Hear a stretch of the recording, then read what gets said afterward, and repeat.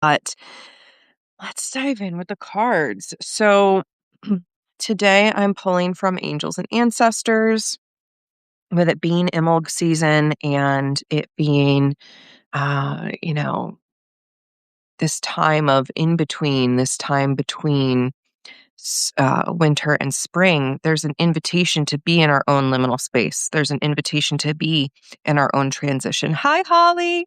Um, and Imbolc is this threshold, and I just feel this potency with it that is really calling us back to root into the earth, hence angels and ancestors. I think we were pulling a lot from the gateway of light activation over this past month of January. That was the deck that just kept leaping out at me. But now it is a reminder to return to the earth. So as we are here in this liminal space, this winter into spring transition, we've entered February. This is our first vibe check of February. And let's see what the energy has in store for us. The Lord, take charge with authority. Now we are in Aquarius season. We just had a Leo full moon. I really feel like this is reminding us to find the structure within us. This actually came up big time for me last night in my vigil. Uh, we need to find the structure that allows us to really thrive and to take charge and to take action with confidence. And authority, in this case, I really read to be the authentic sense of our self leadership. So, this week, how can you take charge of your life with authority? What loose ends are you tying up? And what is that inviting in? As you clear energy, what can you invite in? You are going to be asked to take charge with authority on that and to move forward with confidence. And I see that challenge coming up for us right now, this challenge of being more confident with who we are, not what we've been told to be, but who we genuinely are. All right, we just have 4 cards today, so we're just going to roll with it. The next card is Stand Your Ground, Mountains. Now, I see this as a big collective message here. We are being asked to stand our ground in the truth and justice of, what really is and who we really are, and the knowingness that all human beings are worthy of dignity, integrity, and life. And so we need to stand our ground in our power in saying, this is my boundary, this is my line, these are my values, this is what I am attempting to co-create in the world. Mountains have actually come up quite a bit recently in meditations and journey work that I've done. And I feel like it's asking us to climb to the peak, to see with a larger view, to look down over everything we need to look down over, to get that big picture view and then stand our ground in the truth of what we know. So, as you are faced with human challenges, stand your ground. And, animal guardian, trust your instincts.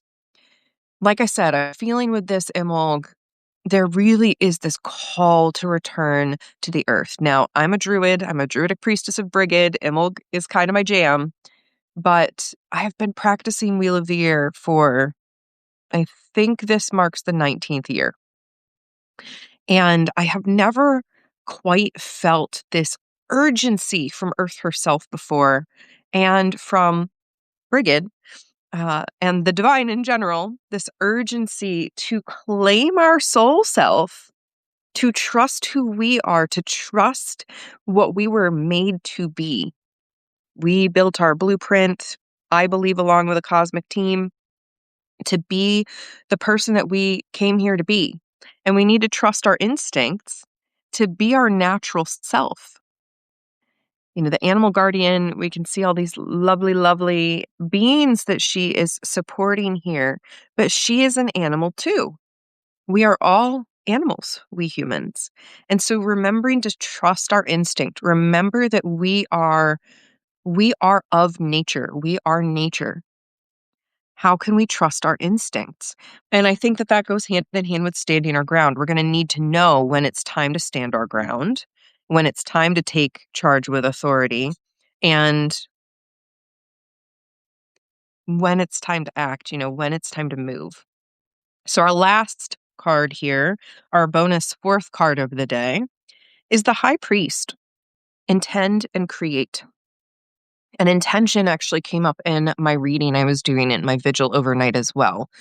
And I'll have to share the quote later, but it really solidified for me that intention really is the magic that moves things forward, because without an intention to do something, something doesn't really happen. And what do you want to create? What do you want to create in this lifetime?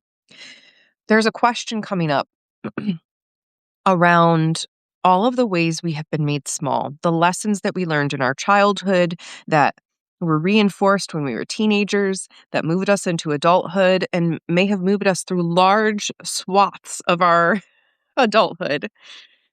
What do we want to create?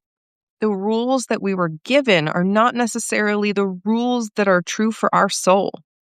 So, what do you intend for your life? And what do you want to create? What new rules do you want to live by?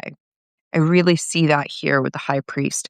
And I just want to, put these two cards side by side here, the Lord taking charge with authority and the High Priest intend and create. These are really powerful, quote unquote, masculine energies. And I'm quote unquote masculine energies because if you know me, I'm all about queering gender and individual expression.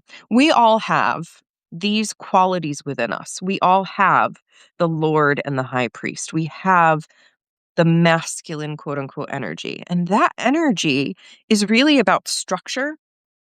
It's about movement. It's about consciousness. It is about intending and creating in a different way than other energies. But the Lord is really reminding us that this energy is about taking charge in our lives with an authority over who we are, not authority over everybody else, but authority over who we are. And so, how can you really lend your authority to your life? How can you really call in this energy of structure and intention and movement and creation? So, just to recap here, we have the Lord take charge with authority. Again, the message I'm getting here is it's time for us to act in our highest interests. It's time for us to act in what we know to be true and just. It is time for us to take action and take charge towards our own path, our own. I don't want to use the word destiny because it feels a little bit cliche, but towards what we're meant to do, not anyone else's definition. We need to stand our ground in the power of who we are and, again, what we know to be just and right. It's time to use our voices to share what is true for us and to share what we know could be better in the world. We are all given sort of the keys to the kingdom, each of us a different key. Can we contribute that by standing our ground and knowing, the truth of who we are? The animal guardian, reminding us to trust our instincts and all of that. Know when to stand your ground and share your truth. Know when to take charge and move forward with authority. We get to trust our instincts, our intuition, our body signals, right? There's so much more information than just the ego thinking something to be a certain way. This is reminding us that we too are animals and we can tap into these other senses, not just our thinking brain that likes to do all the work. We are more than our thinking minds. So feel into those instincts, feel your body, feel what information is there, play with it. And finally, intend and create. Let the high priest move through you, that like the Lord gives you structure, gives you power and potency to intend and create what is yours to create.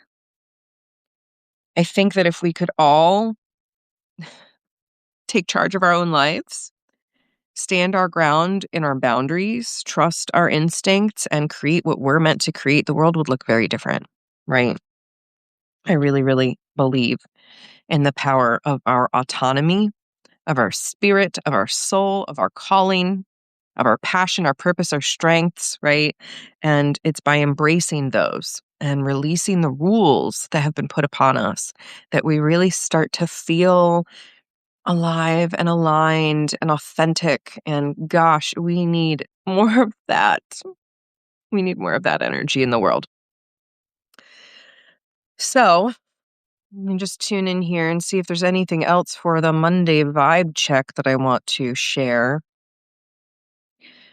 The message from Brigid has just overwhelmingly been to stand in love and courage and peace and abundance, knowing that we are nourished by the earth. And in these challenging times, it's so essential that we remember we're not alone, that we are held, we are supported by seen and unseen helpers. And as always, I'm cheering you on too. So let's talk personal updates. I'm going to take a sip of my cacao here. I'm still so sleepy. Last night, I co-hosted my seasonal Shenanigans Imbolc ritual with my dear friend, Dr. Melissa Bird.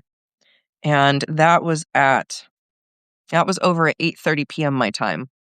And then I, of course, wanted to get the replay email out, worked on that, sent out the replay email. It went to a bunch of people's spam inbox. So then we were opening a ticket at like 10 o'clock at night, trying to figure out what in the world's going on. So that's what I have to go tune into after this, is making sure everybody got their replay appropriately. But I went from tech support troubleshooting into my overnight vigil. I don't know what time exactly it was that I ended up going to bed, because I was trying to stay completely up until sunrise. I could see the sky lightening. The moon was very big in my window and gorgeous, and my body was finally like, it's time. I estimated that it was probably around 6:30 at that point. But I had left my phone completely out of my room to be as tech-free and undistracted as possible. And I literally put my eye mask on, and of course it doesn't block out all the light. And pretty much as soon as I put that on, the light shone through the window. So I do think I made it till sunrise. Um, but it was just an evening vigil with Brigid to really tune into my priestess role again, and to unburden, to offer over a lot of my fear. And I had some really beautiful channeled messages come through from Brigid about letting go of that shit. So I'm definitely going to review those and continue to integrate them. But overall, I think it was a good vigil. And I wrote a poem, I journaled, I read some book, I laid on the earth, I did a little tiny, and I mean tiny bit of yoga. It was mainly me just laying in child's pose on the floor and turning it all over to the earth. Um, I don't know if my painting is finished or not, but I definitely did work on that to a more complete point. And I did candle work and prayer and meditation and breathing and just all of it. So I think it was what I needed, but I'm very sleepy today. I already don't have the best command of words on the best of days with my billion miles a minute ADHD brain, but I definitely feel like I'm speaking with cotton in my mouth today. Let's see. On other personal updates, we last week had some pipes freeze over at Park House uh, that we'd never had before when we were living there, because A, we were living there, and B, it never got this cold. So with the record lows, the house needed some extra TLC. But the great news there is all problems have been solved. Justin was fantastic and got new piping put in and solved all the issues. Heat tape solved the issues. We have one family that has narrowed our home down to one of the two that they're looking at. We continue to have a lot of showings. Just as of this moment, no offers. But I am calling it in, universe, spirit, Brigid, God, everyone, all the guides, that this house has a fantastic offer or two or three on it very soon because it truly is a beautiful home. And I am looking forward to her welcoming the next family. And other than that, let's see. With the loss of Facebook, I've really been in a okay. Dr. Bird, if she hears this, is gonna chew me out. So let me reword that because we're working. Safrianna is working on positive affirmation. When my Facebook account suddenly was inaccessible, I quickly realized it was happening for me, that it was eating up so much extra time and space and energy, and it was making me mad. And half of what I was doing on Facebook was reporting people for being, racist, bigoted, homophobic, harassing Dr. Bird. Like that's all I was really doing on Facebook was seeing people getting away with heinous shit and trying to speak up against it. And so it really was kind of keeping me in this like really just not great energy for me. And so I do understand it happened for me. And I've recognized like this is my invitation to nurture my community and nurture the people in my world that have connected with me beyond Facebook and meta platforms. So I'm honestly feeling okay about it.